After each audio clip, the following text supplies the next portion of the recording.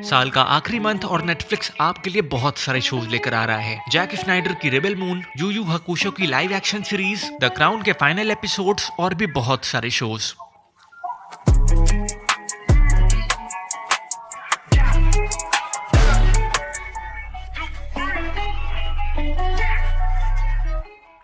तो सबसे पहले 1 तारीख को रिलीज हो रहा है स्वीट होम का सीजन 2। स्वीट होम सीजन 1 के मैसिव सक्सेस के बाद ये सीरीज अपने सेकंड सीजन के साथ वापस आ रहा है। वेबटून पर बेस्ड ये सीरीज जिसने 2.1 बिलियन से भी ज्यादा व्यूज पाए। वेबटून एक साउथ कोरियन का वेबटून प्लेटफॉर्म है जिसे 2004 में लॉन्च किया गया था। वेबटून और कॉम्पैक्ट डिजिटल कॉमिक्स के लिए होस्टिंग प्रोवाइड करता है। ये प्लेटफॉर्म फ्री है और वेब पर webtoons.com और एंड्रॉइड और iOS के लिए अवेलेबल है।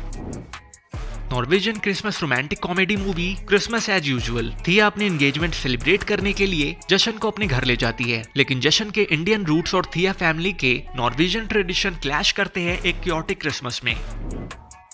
Coming of age drama My Life with the Walter Boys. ये सीरीज अडेप्टेशन है अली नोवैक की नॉवेल की। सीरीज मैनहट्टन की हाल ही में अनाथ हुई एक टीनेज गर्ल जैकी हॉवर्ड के बारे में है, जो 10 बेटों वाले परिवार वॉल्टर्स द्वारा ले जाए जाने के बाद रूरल कोलोराडो में मूव हो जाती है।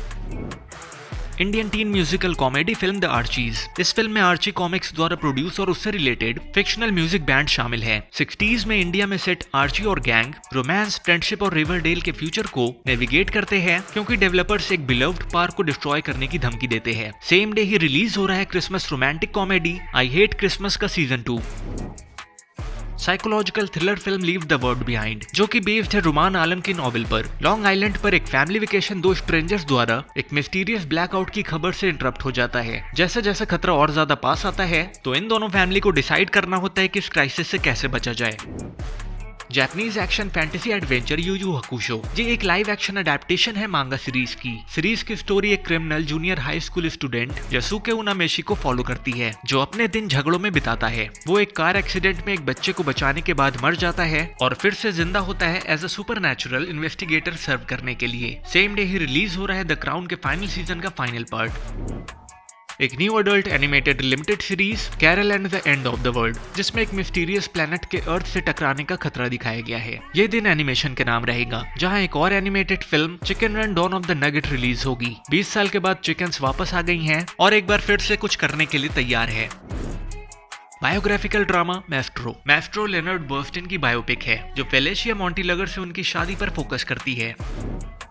South Korean series Jeong song creature 1945 में सेट जब जियोंग सियोंग अपने सबसे डार्केस्ट एरा में था। सीरीज उन लोगों की स्टोरी बताती है जो लाइफ और डेथ के बीच जमकर लड़ते हैं। इस सीरीज को 2 पार्ट में रिलीज किया जाएगा। फर्स्ट पार्ट 22 दिसंबर और सेकंड पार्ट नेक्स्ट ईयर 5 जनवरी को रिलीज होगा। Epic space opera film Rebel Moon, directed by Zack Snyder. जब गैलेक्सी के एज पर एक कॉलोनी खुद को रीजेंट बेलिसेरियस की आर्मीज से खतरा महसूस करती है, तो वो एक मिस्टीरियस पास्ट वाली यंग वुमेन को दूसरे प्लैनेट्स के वॉरियर की तलाश करने के लिए भेजते हैं, ताकि उन्हें स्टैंड लेने में मदद मिल सके। इस फिल्म को 2 पार्ट में रिलीज किया जाएगा। फर्स्ट पार्ट 22 दिसंबर और second part next year 19 April को रिलीज किया जाएगा। Coming of age drama film Kho Gaye हम कहां। फिल्म 3 सबसे अच्छे दोस्त के लाइफ्स को फॉलो करती है, जो अपने गोल्स, रिलेशनशिप्स और इमोशंस को एक साथ मैनेज करते हैं। Japanese stop motion animated series Pokemon concierge, जो कि बेस्ड है क्लासिक कार्ड कलेक्टिंग गेम पर, और इस साल की नेटफ्लिक्स की आखिरी सीरीज मनी हाइस्ट के spin off Berlin. Series Berlin के पहले की जिंदगी पर फोकस करती है, जिसे मनी हाइस्ट में फ्लैशबैक्स में दिखाया गया है। तो ये थे इस मंथ रिलीज होने वाले कुछ बेस्ट शोज, और आप किस शो के लिए सबसे ज्यादा एक्साइटेड है कमेंट्स में जरूर बताना। Until next time, take care and keep exploring.